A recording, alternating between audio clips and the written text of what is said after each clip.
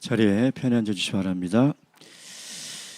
오늘도 또 무더운 날씨 속에 하루 일과 보내시고 또 바쁜 일정 속에서도 귀한 발걸음을 하신 우리 모든 성도님들에게 하나님의 말씀의 은혜와 축복이 가득하기를 축원드립니다. 사실 우리가 이렇게 예배를 드리러 가야 되겠다라고 결심하는 그 순간부터 사실 하나님은 그 예배를 받으시는 겁니다. 그래서 하나님께서 그 마음을 꼭 기억하시고 늘 제가 현장 예배를 이렇게 나오시라고 권면하는 것은 유튜브로 저도 예배를 드려봤잖아요. 사실 온전한 예배를 드리기가 참 힘듭니다. 목자인 저도 들어봤을 때 힘든데 우리 성도들은 어떻게 가정에서 편안하게 유튜브를 보면서 예배를 드릴 수 있을까? 참 쉬운 일이 아니거든요.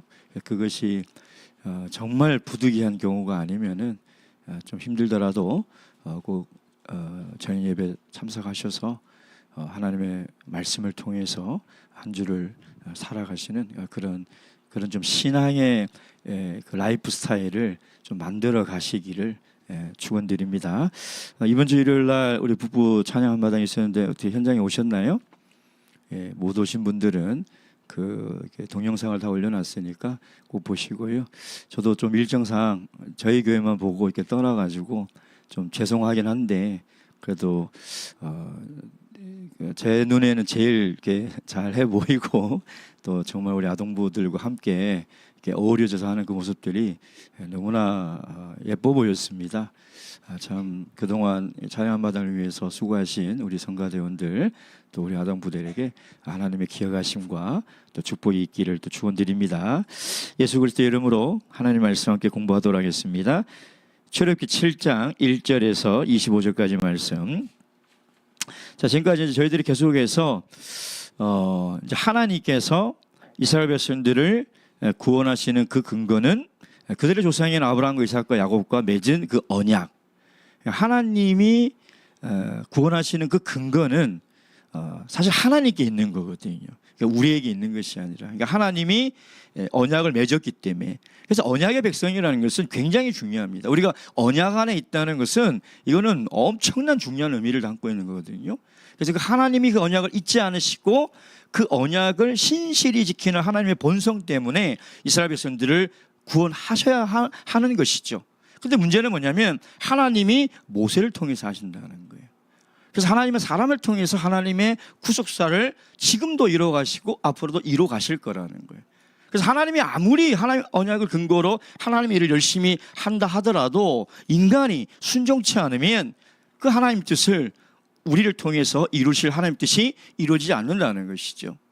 그래서 하나님은 모세의 수많은 변명들을 다 일일이 하나하나 친절하게 이야기하고 어려운 점들을 다 해결해 주겠다고 하시면서 모세를 설득을 시킵니다. 그리고 모세는 드디어 바로 앞에 가서 하나님이 명하신 그 명령을 전하죠. 근데 어떻게 됩니까? 바로가 단칼에 거절해버리고 하나님의 말씀을 듣지 않습니다.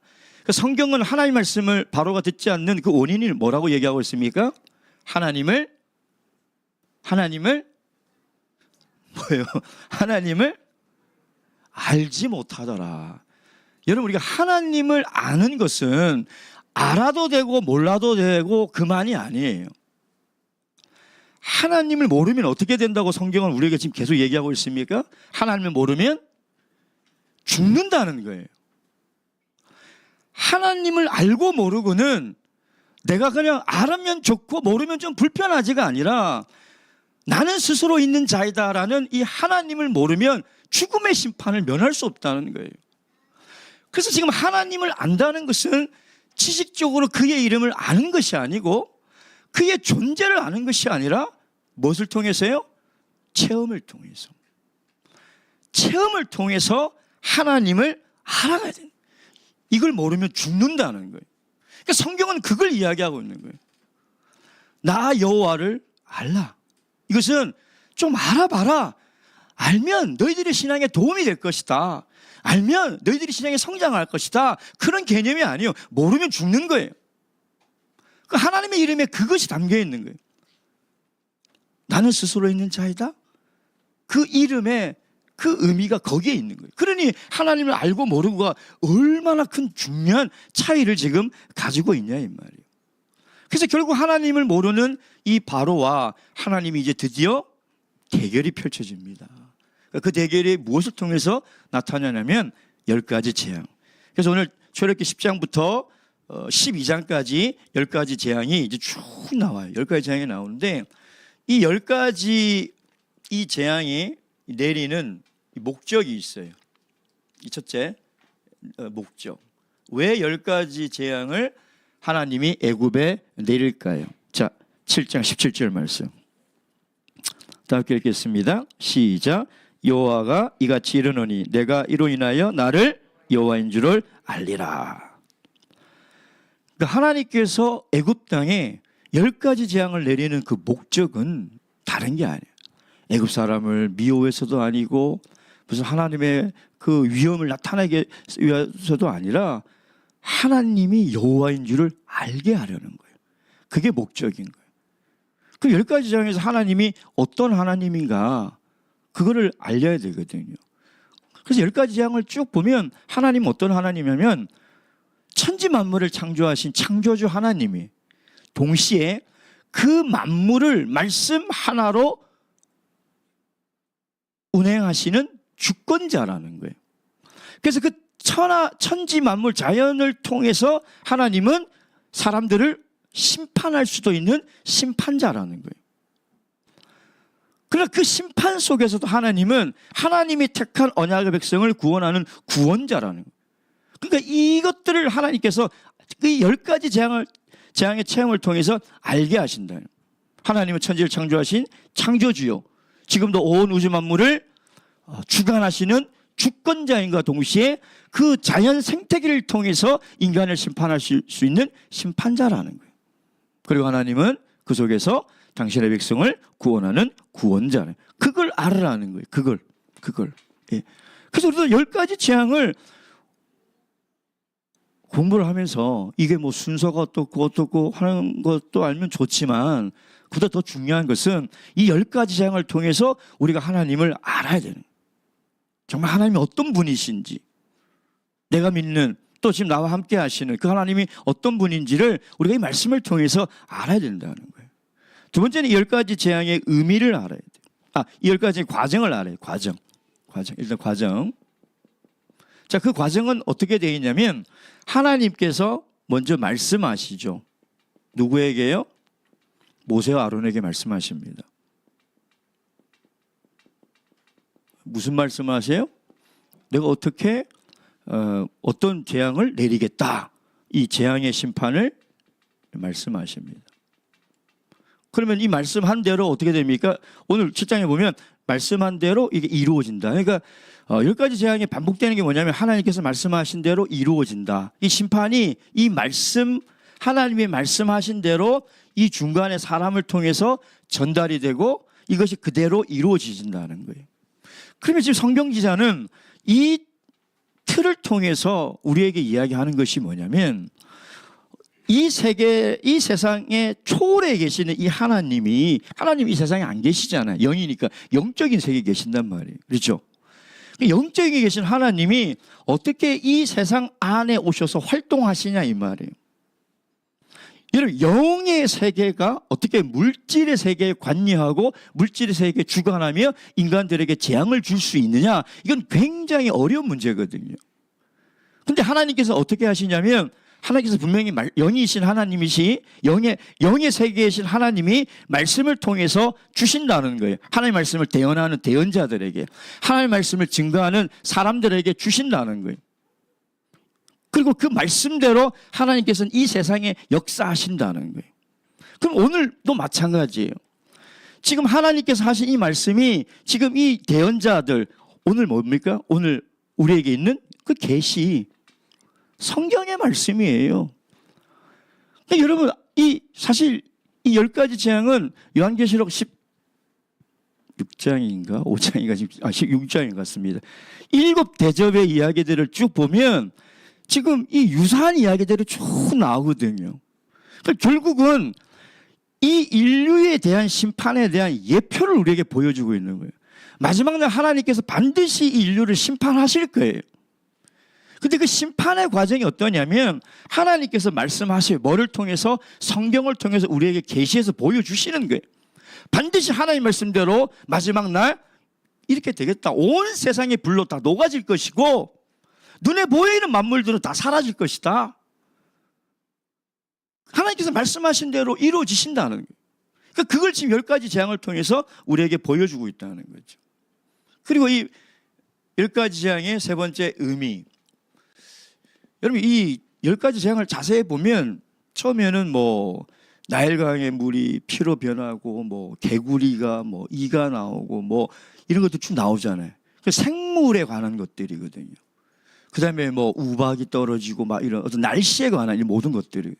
그러니까 이 두 가지는 뭐냐면 하나님이 이 자연 만물뿐만 아니라 이 전체를 다 지금 하나님께서 하나님 마음대로 운영할 수 있다는 거예요. 하나님 뜻대로 운영할 수 있다는 것을 지금 보여주고 있고, 동시에 이 모든 10가지 재앙은 다 당시 애굽 사람들이 섬기던 신들이에요. 신. 바로도 사실은 신의 아들이죠. 신의 아들이거든요, 바로가. 그러니까 결국 하나님이 이 10가지 재앙을 심판하시는 것, 하나님이 바로의 장자를 죽이시는 이 심판은 뭐냐면 하나님이 애굽의 모든 신보다 바로보다 능력이 있다는 거예요. 왜냐하면 바로가 믿는 이 신들도 오늘도 보시면 알겠지만 박수와 이 술객들이 이 기적을 행해요. 이 작은 기적들을 행하거든요. 능력이 없는 게 아니에요. 능력이 있어요. 지혜가 있어요. 사실 애굽은 당시에 당대의 최고의 학술과 지혜를 가지고 있는 나라가 애굽인 거죠. 그러니까 그런 능력이 있어요. 근데 하나님은 그들보다 훨씬 능력이 있다는 거예요. 결국은 10가지 재앙을 통해서 하나님과 바로가 대결을 하게 될 건데 최후의 승자는 반드시 하나님이 이긴다는 거예요. 결국 오늘 우리가 지금 이 땅에 마귀의 나라가, 사단의 나라가 능력이 있죠. 능력이 있습니다. 여러분, 우리가 마귀의 나라를 우습게 여기면 안 돼요. 어마어마한 능력을 가지고 있습니다. 제가 얘기했잖아요. 무당도 병 고치고 사령도 역사한다고요. 엄청난 능력이 있어요. 근데 결국은 하나님의 능력이 훨씬 크다는 거예요. 결국 마지막 날 반드시 하나님은 최후의 승리를 하실 거라는 거예요. 그러니까 그걸 지금 우리에게 이 10가지 재앙을 통해서 우리에게 보여주고 있다는 거죠. 동시에 이 10가지 재앙의 이 결과가 뭐냐? 이 목적을 이루죠. 그렇죠? 그래서 하나님의 백성 이스라엘 백성들은 10가지 재앙을 통해서 여호와 하나님은 한 분이시구나. 그리고 우리는 그의 선민이구나라는 작은 정체성과 하나님에 대한 경험을 하게 돼요. 안 하면 못 따라나갑니다. 그걸 하게 되는 거죠. 근데 이방인들도 하나님을 알게 되는 거예요. 자, 출애굽기 12장 38절. 출애굽기 12장 38절. 출애굽기 12장 38절. 함께 읽겠습니다. 시작. 중단 잡족과 양과 소와 심이 많은 생축이 그들과 함께하였으며, 이게 무슨 말입니까? 지금 12장은 이제 6월절 마지막 장자의 죽음의 재앙 때문에 이스라엘 백성들이 애굽을 떠나는 장면이죠. 떠날 때 누가 거기에 속해 있다고요? 중단 잡족들. 이거는 선민이 아니에요. 그러니까 그들이 왜 따라 나갔을까요? 이 10가지 재앙을 통해서 바로가 믿던 신들, 우리가 그동안 섬기던 신들은 신이 아니구나, 정말 참 신은 여호와 하나님이구나 라는 걸 깨달았다는 거예요. 그러니까 쫓아가는 거예요. 자, 그 다음에 18장 9절에서 11절 말씀. 18장 9절에서 11절 다 함께 읽겠습니다. 시작. 이도로와 여호와께서 이스라엘에게 모든 은혜를 베푸사 애굽 사람의 손에서 구원하심을 기뻐하여 가로되 여호와를 찬송하리로다. 너희를 애굽 사람의 손에서 바로의 손에서 건져내시고 백성을 애굽 사람의 손 밑에서 건지셨도다. 이제 내가 알았도다. 여호와는 모든 신보다 크심으로 이스라엘에게 교만히 행하는 그들을 이기셨도다 하고, 지금 이방인인 이드로 장인 이드로조차도 이 10가지 재앙을 통해서 뭘 깨달았냐면, 야, 하나님 여호와 하나님이 모든 신보다 능력이 있고 반드시 이기는구나 라는 것을 깨달았다는 거예요. 그래서 이 10가지 재앙을 통해서 주시는 이 목적과 과정과 의미와 결과를 우리가 잘 생각하면서 지금 하나하나 이제 여기에 담고 있는 교훈들을 살펴볼 거고, 마지막 아까 말씀을 드렸지만 10가지 재앙의 예표는 마지막 날 하나님의 최후의 심판을 예표하고 있다라는 것을 우리가 아시면 됩니다. 자, 이제 이 10가지 재앙 12장까지 우리가 함께 살펴볼 10가지 재앙에 대한 개론을 잠시 살펴봤고요. 이제 7장 이제 첫 번째 이 재앙에 대해서 우리가 한번 살펴보도록 하겠습니다. 자, 첫 번째 이제 1절부터 7절까지 이제 모세가 바로에게 가서 얘기했는데 바로가 듣지 않고 오히려 백성들로부터 원망을 듣고 이제 시리하고 낙담해 있었잖아요. 하나님께서 다시 찾아가서 더 강력하게 내가 반드시 출애굽을 이루겠다라고 말씀하고 다시 소명을 주잖아요. 이제 드디어 그 명령을 주십니다. 자, 1절 다 함께 읽겠습니다. 시작. 여호와께서 모세에게 이르시되 볼지어다 내가 너로 바로에게 신이 되게 하였은즉 내 형 아론은 내 대언자가 되리니. 여기 1절에 보면 내가 너로 바로에게 신이 되게 하였은즉, 그러니까 신이 되게 하였다. 원문을 그대로 직역하면 내가 너를 바로 앞에 하나님이 되게 하였다 이렇게 되어 있어요. 이게 무슨 말일까요? 모세가 하나님이 되었다는 얘기는 절대 아니겠죠. 그렇죠? 예, 그런 얘기는 아니거든요. 하나님 같은 존재로 만들어줬다는 거예요. 즉 다시 이야기하면 내가 너를 모세보다 훨씬 큰 능력의 존재로 만들어 놨다는, 그러니까 만들어 줄 것이다도 아니라 이미 만들어 놨다라는 과거 완료를 쓰고 있거든요. 왜 하나님께서 이런 말씀을 하실까요? 모세에게 왜 이런 말씀을 하실까요? 지금 모세는 굉장히 시체말로 쫄아 있죠. 예. 야, 이것도 하나님의 말씀대로 명령대로 하나님의 말씀을 전했다가 또 안 듣고 또 백성들의 원망을 사고 또 고역이 더 가중해지고 이게 더 힘들어지면 어떻게 해야지? 이라고 낙심해 있단 말이에요. 힘이 하나도 없단 말이에요. 그러니까 하나님은 이 모세를 격려하고 위로하고 다시 세워주셔야 돼요. 그래서 하나님은 모세에게 뭐로 세워주냐면, 야, 너 쫄지 마라. 두려워하지 마라. 담대하라. 내가 이미 바로 앞에 너를 하나님 같은 존재로 만들어 놨으니 가라는 거예요. 그리고 내 형 아론을 대언자로 뭐예요? 청와대에 있는 대변인처럼 내가 이렇게 만들어 놨다. 가라. 내 형이 말 잘하니까 너 아무 생각하지 마. 가라. 그러니까 하나님이 다 만들어 주신 거예요. 그러니까 모세가 해야 될 건 딱 한 가지. 뭐예요?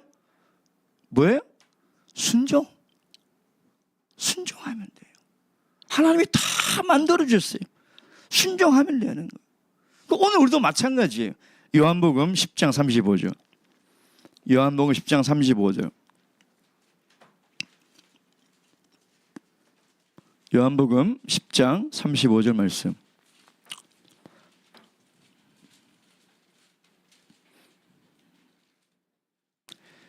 요한복음 10장 35절 다 함께 읽겠습니다. 시작. 성경은 패하지 못하나니 하나님의 말씀을 받은 사람들을 신이라 하셨거든. 누구를 신이라 했다고요? 하나님의 말씀을 받은 자들, 즉 오늘날 우리 그리스도인들, 성도들, 하나님의 말씀을 받은 사람들은 하나님이 신이랬다. 그러니까 신이 됐다는 게 아니라 하나님께서 능력을 주셨다는 거예요.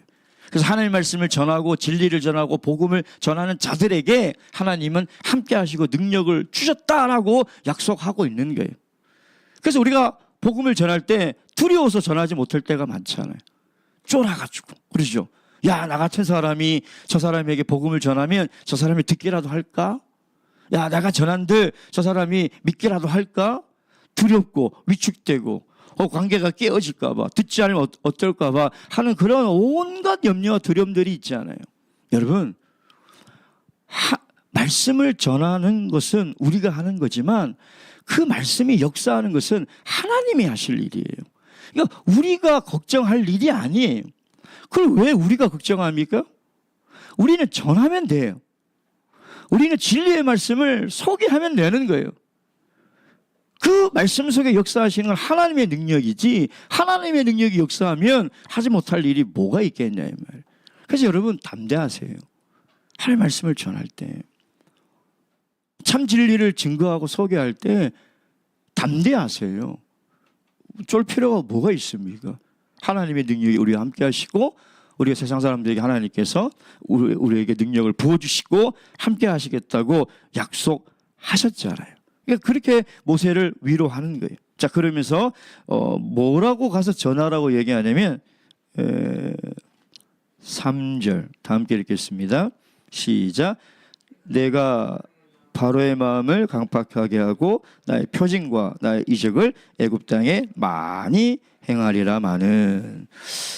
여기 보면 내가 바로의 마음을 강팍해 하고, 이게 발음도 참 어렵죠. 예, 강팍하다 이 말은 여러 가지 뜻이 있습니다. 근데 보통 우리가 알고 있는 것은 뭐냐면 완악하다, 완고하다, 고집을 부리다, 이제 이런 뜻으로 되어 있거든요. 근데 여기 보면 하나님께서 바로의 마음을 강팍해 하셨다. 그러니까 하나님이 바로의 마음을 인위적으로 조작할 리는 없잖아요. 분명히 그렇잖아요. 하나님이 절대 그럴 분은 아니거든요. 근데 왜 내가 바로의 마음을 강팍해 해서 바로가 듣지 않을 것이다. 그러니까 이 말을 문자 그대로 해석하면 바로가 하나님의 말씀을 듣지 않는 원인은 누구에게 있는 거예요? 하나님이 바로의 마음을 강팍해 해서 듣지 않았다라고 해석할 수도 있다는 거예요. 근데 이것은 오해죠. 잘못 해석하는 겁니다. 하나님께서 그렇게 사람의 마음을 인위적으로 조작하실 분도 아니고 하지도 않는다는 것이죠. 하나님은 선하시고 공의로우신 분이기 때문에 그것을 이렇게 하는 순간 하나님의 존재와 모순이 생겨버리는 거예요. 그 왜 이렇게 기록했을까? 이게 히브리인들의 문학적 특징이에요. 그게 뭐냐면 바로가 그 강팍한 마음을 가지고 있는 그대로를 그냥 내버려 두신다는 거예요. 내버려 두시는 거예요. 바로가 본래 강팍한 마음이 있기 때문에 하나님의 말씀을 듣지 않을 것이라는 것을 강조하기 위해서 이렇게 기록을 하고 있는 거죠. 그래서 하나님이 왜 이렇게 하셨지가 아니라 이것은 더 강조하는 표현으로 이렇게 기록을 한 것이다. 그러니까 듣지 않을 것이다 라고 이야기를 하는 것이죠. 자, 그래서 쭉 이제 그 내용을 전하라라고 이야기를 하는데, 이제 6절에서 7절 보면 다 함께 읽겠습니다. 시작. 모세와 아론이 여호와께서 자기들에게 명하신 대로 곧 그대로 행하였더라. 그들이 바로에게 말할 때 모세는 80세였고 아론은 83세였더라. 방금 제가 얘기했죠. 이제 하나님께서 다 예배해 주시고 모세가 이제 해야 할 것은 딱 한 가지, 순종만 하면 된다 그랬잖아요. 이제 다 순종하는. 사실은 그 전에 있었던 일 때문에 굉장히 낙심하고 두렵고 이게 과연 될까라는 그런 의심에 있었지만 하나님께서 그를 위로하고 세워주셔서 하나님 말씀대로 순종하기로 결심한 거예요. 근데 왜 7절에 나이를 기록했을까요? 모세는 80세고 아론은 83세. 어이 많이 먹었네. 아이고 늙은 나이에 하나님 말씀에 순종했네. 아니면 나이 많이 들어서 참 힘든 일 하네. 뭐 그러려고 이렇게 했을까요? 왜 모세와 아론의 나이를 기록했을까요? 왜 그랬을까요? 왜 모세와 아론의 나이를 기록했어요? 분명히 무슨 의도와 목적이 있잖아요. 그냥 하진 않지 않습니까? 여러 가지 의도와 목적이 있잖아요. 그렇죠? 우리 창세기 12장 4절 말씀 보겠습니다. 창세기 12장 4절 말씀.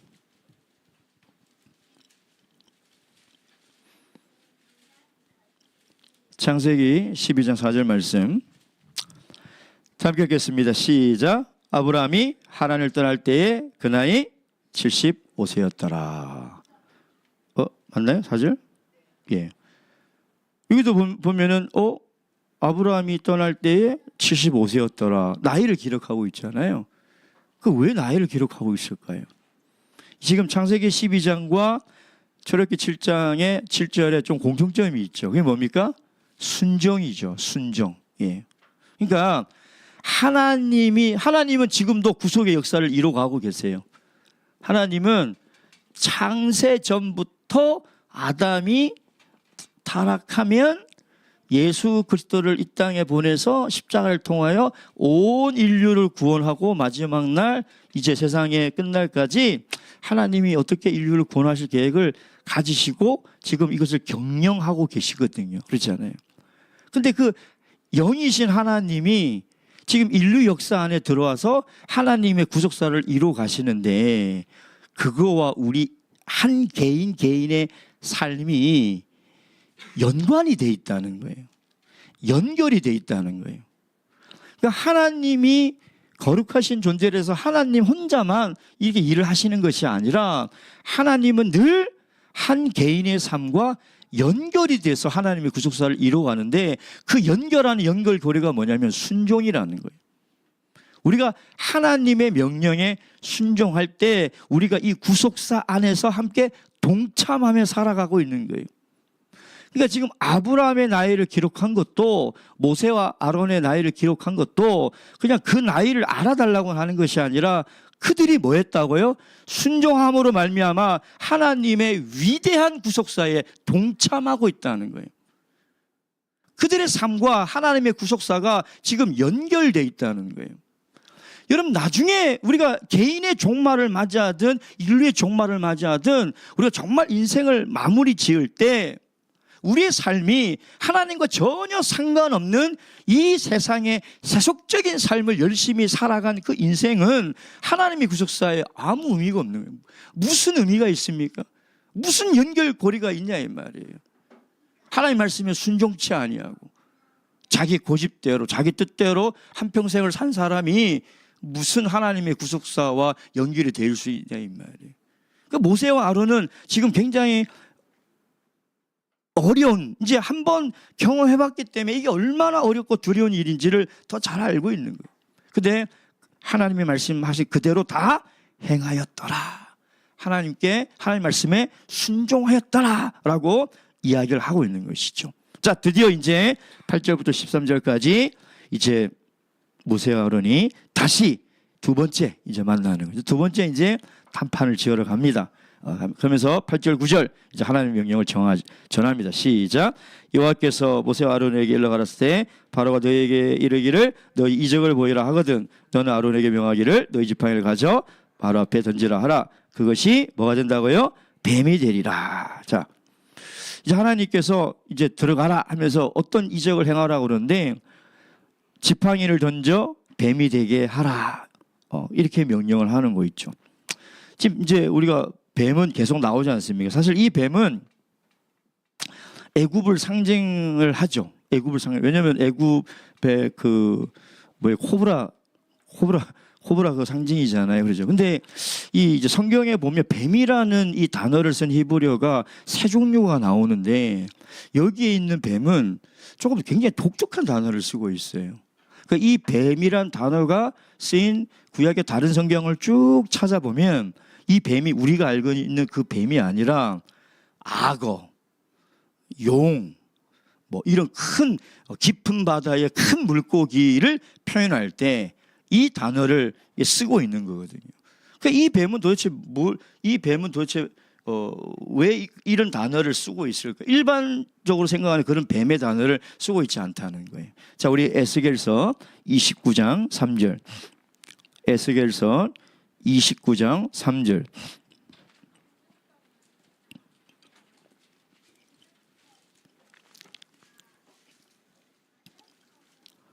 에스겔서 29장 3절 다 함께 읽겠습니다. 시작. 너는 말하여 이르기를 주 여호와의 말씀에 애굽 왕 바로야 내가 너를 대적하노라. 너는 자기의 강들 중에 누운 큰 악어라. 이게 이 단어를 쓰고 있어요. 이게 우리 출애굽기에 있는 뱀이라는 단어 똑같은 단어인데 탄딘인가 단어인데 이 단어를 쓰고 있어요. 자, 그 다음에 에스겔서 32장 2절. 에스겔서 32장 2절.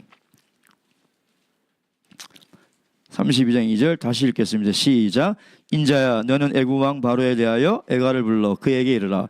너는 열국에서 젊은 사자에 비하였더니 실상은 바다 가운데 큰 악어라. 강에서 뛰어 일어나 발로 물을 요동하여 그 강을 더럽혔도다. 여기도 큰 악어가 똑같이 이 지금 출애굽기 7장에 있는 이 뱀이 되니라 이 단어를 쓰고 있다는 거죠. 근데 에스겔서를 보니까 이 뱀이라는 큰 악어는 누구를 상징하고 있어요? 애굽의 바로 왕을 상징하고 있는 거죠. 우리가 출애굽기 서론 얘기했지만 바로는 구속사에서 무엇을 상징한다 했습니까? 사탄. 사탄을 상징하고 있다는 거죠. 예. 자, 그래서 이 지금 10가지 재앙을 통해서 하나님과 바로의 대결처럼 보이지만 사실은 하나님과 누구의 대결입니까? 사탄의 대결이라는 거죠. 하나님과 사탄의 대결을 보여주고 있는 거죠. 자, 그래서 이제 10절 12절 11절 12절 읽읍시다. 시작. 바로도 박사와 박수를 부르매 그 애굽 술객들도 그 술법으로 그와 같이 행하되 각 사람이 지팡이를 던짐에 뱀이 되었으나 아론의 지팡이가 그들의 지팡이를 삼키니라. 이게 아론의 지팡이를 던졌는데 뱀이 됐어요. 그러면 이제 바로가 놀래서 이거 이 말을 들어야 되나? 그게 아니라 어떻게 합니까? 예, 저희 궁궐에 있는 박사와 술객들, 그러니까 뭐 이게 이제 이 단어들이 뭐 점술사, 뭐 무당, 뭐 이런 게 쓰는 단어를 쓰고 있거든요. 그러니까 그런 사람들을 다 모아서 너희들도 해봐라 하니까 한 거예요. 예, 그 박수와 박사들이 지팡이를 던졌더니 뱀으로 된 거예요. 근데 어떤 일이 일어납니까? 아론의 지팡이가 그 박수와 박사들이 던진 지팡이를 삼켜버렸다는 거죠. 그 말은 뭡니까? 하나님의 능력이 사탄의 능력보다 큼을 이야기를 하고 있는 거죠. 자, 그런데 그걸 보고도 13절 시작. 그러나 바로의 마음이 강팍하여 그들을 듣지 아니하니 여호와의 말씀과 같더라. 그 정도 이적은 우리도 행할 수 있다는 거예요. 예, 그 정도 능력은 나도 행할 수 있다. 그거 가지고는 내가 못 믿겠다는 거죠. 결국은 듣지 않습니다. 하나님께서 말씀하신 대로 듣지 않았다는 거죠.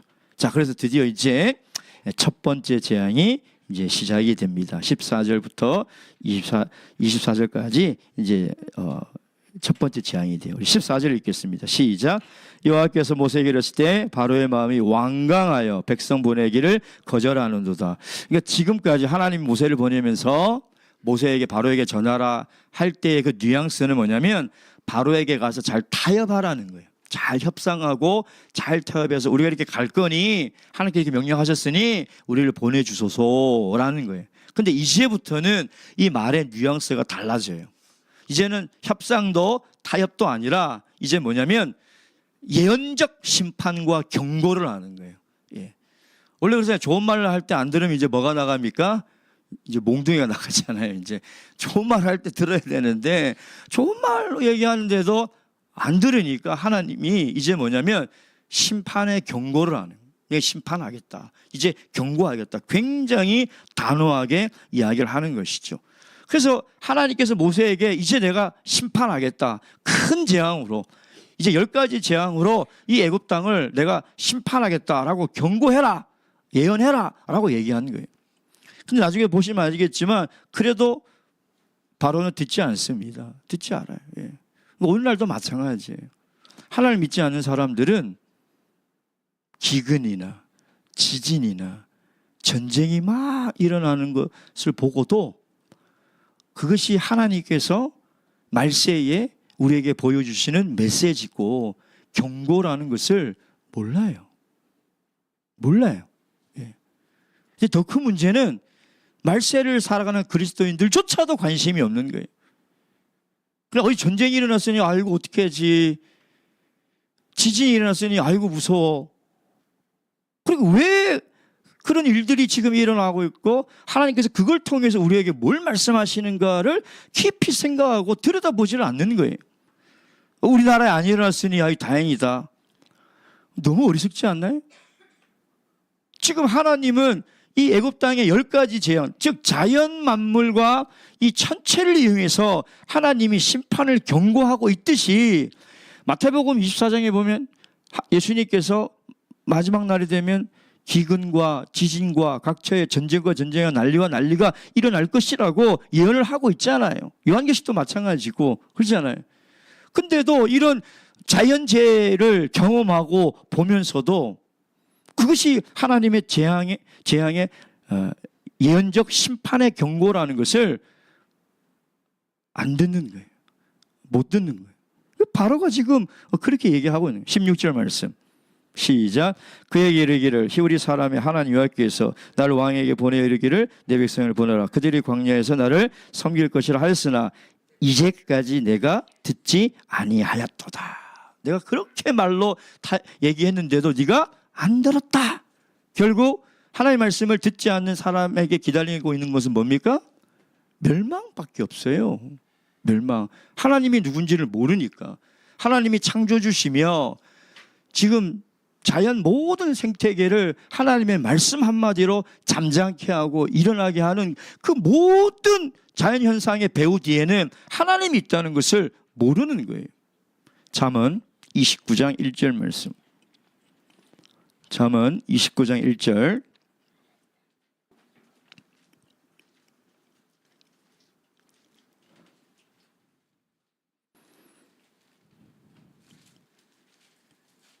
잠언 29장 1절 말씀 다 읽겠습니다. 시작. 자주 책망을 받으면서도 목이 곧은 사람은 갑자기 패망을 당하고 피하지 못하리라. 정말 어리석은 사람이죠.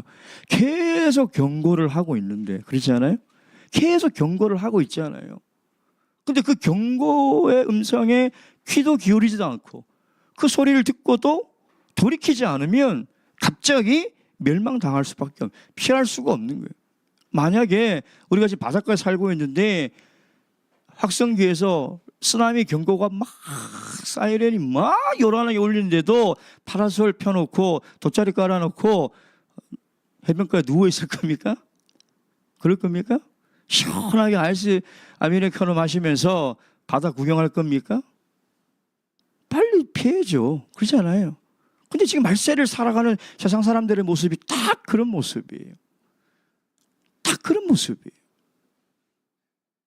하나님께서는 경고하고 있고 하나님께서는 계속 말씀하고 계시는데 귀담아 듣지 않아요. 왜? 하나님을 모르기 때문에 그래요. 하나님을 모르기 때문에 그래요. 마음이 너무 완악하고 강팍해서 하나님이 아무리 말씀해도 그 하나님의 말씀을 마음에 두기를 싫어하는 거예요. 그래서 바울 사도도 뭐라고 얘기했냐면 로마서 1장 28절. 로마서 1장 28절. 로마서 1장 28절 말씀.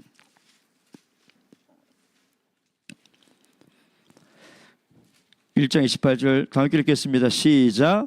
또한 저희가 마음에 하나님 두기를 싫어하며 하나님께서 저희를 그 상실한 마음대로 내어버려 두사 합당치 못한 일을 하게 하셨으니, 자, 이거나 내가 바로의 마음을 강팍게 하거나 똑같은 의미예요. 이것을 신학적으로 하나님의 유기라고 하거든요. 하나님께서 그냥 그대로 내버려 두는 거예요. 하나님께서 그냥 가장 불쌍한 사람, 가장 불쌍한 사람, 그냥 그대로 죄짓게 하나님께서 내버려 두는, 하나님 말씀을 듣지 않으니까, 하나님이 아무리 경고해도 귀담아 듣지 않으니까. 여러분 7장의 마지막 결론을 보세요. 23절 시작. 애굽 술객들도 자기 술법으로 그와 같이 22절입니다. 시작. 애굽 술객들도 자기 술법으로 그와 같이 행함으로 바로의 마음이 강팍하여 그들을 듣지 아니하니 여호와의 말씀과 같아라. 하나님 말씀 안 돼. 그러니까 그대로 하나님께서 내버려 두는 거예요. 그러니까 결국 이제 첫 번째 재앙이 뭡니까? 나일강의 물을 피로 변하게 하는 재앙을 내리는 거죠. 나일강은 우리가 알고 있듯이 애굽 사람들에게 풍요를 가져다주는 생명의 젖줄이죠. 이 나일강이 한번 범람하고 지나면 뭐 정말 저도 한 2번 정도 가봤는데 이렇게 곡식이 어마어마하게 커요. 그리고 상상을 초월할 정도로 크고 잘 자라더라고요. 그래서 가이드가 그러는데 정말 씨만 뿌리면 그냥 워낙 땅이 좋대요. 땅이 워낙 좋대요.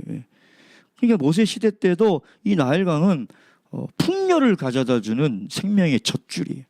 그러니까 사람들이 이 나일강을 뭐로 여기냐면 신격화하기 시작하는 거죠. 예. 그래서 나일강을 관리하는 신이 있어요. 이름 제가 까먹었는데 크놈인가 하여튼 하나 있고, 그다음에 또 하나 또 신이 하나 두 개가 있어요. 그럼 나일강을 섬길 때마다 때가 되면 이제 이 두 신에게 제사를 드리는 거예요. 나일강을 잘 지켜달라고, 또 나일강을 통해서 우리에게 풍요를 가져달라고 이렇게 제사를 드리는 거예요. 그 나일강은 이 애굽 사람들에게 있어서 굉장히 상징적인 거죠. 근데 이 나일강의 물이 다 피로 변했는데 나일강만 변한 것이 아니라 오늘 내용 쭉 보면 하수의 고기가 나일강에 죽어서 썩어서 사람들이 그 물을 마시기를 싫어하고 온 그릇과 있는 모든 물들이 다 피로 변했다는 거예요. 다 피로 변했다는 거예요. 피는 뭘 상징합니까? 생명을 상징하거든요. 그러니까 10가지 재앙 중에 첫 번째 재앙은 마지막 날 장자의 죽음, 즉 그 피의 저주를 지금 예고하는 예고편이에요. 예고편. 결국 첫 번째 이 재앙은 마지막 날 이 장자의 죽음, 생명을 앗아가는 이 마지막 이 재앙의 이 예고편을 우리에게 보여주고 있는 것이죠. 그러니까 결국은 애굽 사람들이 나일강을 통해서 풍요를 누려서 그것을 신으로 섬기는 것처럼, 여러분 오늘도 세상 사람들을 보세요. 자기의 삶을 풍요롭게 해주는 모든, 그것이 돈이든 물질이든 학력이든 능력이든 모든 것이든 그것을 신격화하면서 살아가는 거예요. 신격화한다는 것은 그때처럼 무슨 제사를 드린다는 게 아니라 하나님보다 더 의지하는 거예요. 하나님보다 더 의지하고 그것을 더 찾는 것은 그 다 탐심이고 그게 다 우상이라고 성경이 우리에게 이야기를 하고 있잖아요. 하나님은 그 모든 것들을 다 심판하신다는 거예요. 세상에 풍요를 갖다 주는 것들, 그 세상의 것들로 인해서 풍요를 누리는 그 모든 것들은 하나님께서 다 심판하시는, 그것이 우리의 영적인 생명을 가져다 주지 못해요. 그것이 우리의 영적인 생명을 풍요롭게 해주지 못해요. 오히려 그것 때문에 우리의 영혼이 더 피폐해져 가고 우리의 영혼이 하나님과 멀어지고 우리의 영혼이 선명하지가 않아요. 그런 풍요들 때문에. 그래서 심령이 가난해야 되는데, 정말 심령이 가난해야 천국을 보고 천국을 계속 사모하면서 하나님의 영적인 복을 붙들고 살아갈 수 있는데 가난하지가 않는 거예요. 그 풍요 때문에. 결국 하나님은 이 나일강의 이 재앙을 통해서 마지막 날 하나님 외에 모든 사람들의 풍요를 가져다주는 그 모든 것들을 심판하겠다라는 것을 우리에게 이야기를 하고 있는 것입니다. 자, 우리 마지막 이제 기도 제목 삼고 기도하도록 하겠습니다. 첫째, 하나님의 경고의 말씀을 귀담아 들어야 한다. 우리의 마음이 강팍하기 전에 하나님께서 우리에게 부드러운 심령을 주시고 겸손한 마음을 달라고 기도해야 돼요. 그리고 하나님 말씀이 안 들어가는 사람의 특징이 뭐냐면 교만한 사람. 교만해. 하나님 말씀이 안 들어가요. 정말 우리의 마음을 하나님 앞에 부드러운 마음으로 부드러운 마음을 달라고 하나님께 기도해야 돼. 두 번째, 하나님 능력과 최후 승리를 믿어야 합니다. 반드시 승리를 할 수밖에 없어요. 지금은 이 공중권세 잡은 사단의 세력이 이기는 것처럼 보이고 하나님의 백성들이 패하는 것처럼 보이고 힘들게 살아가는 것처럼 보이지만 이건 과정이, 마지막 날 승리가 진짜 승리하는 사람이잖아요. 그죠? 최후의 웃는 자가 웃는 자다라는 말이 있잖아요. 그러니까 우리 인생의 마지막 웃는 자가 진짜 승리하는 자예요. 지금 아무리 웃고 떠들고 좋아서 살아도 마지막에 이를 갈며 슬피 우는 인생은 그건 실패하는 인생이에요. 마지막 정말 우리가 웃으려면, 정말 우리가 그 승리의 깃발에 동참하려면 하나님의 능력을 믿어야 돼요. 세상의 능력보다 훨씬 강하신 하나님 능력이 우리와 함께 하신다. 세 번째, 복의 근원은 하나님이시다. 눈에 보이는 세상의 것들이 우리에게 복을 가져다 주는 것이 아니라 하나님이 우리에게 진정한 영적인 복을 가져다 주신다라는 것을 믿으시고 함께 기도하도록 하겠습니다.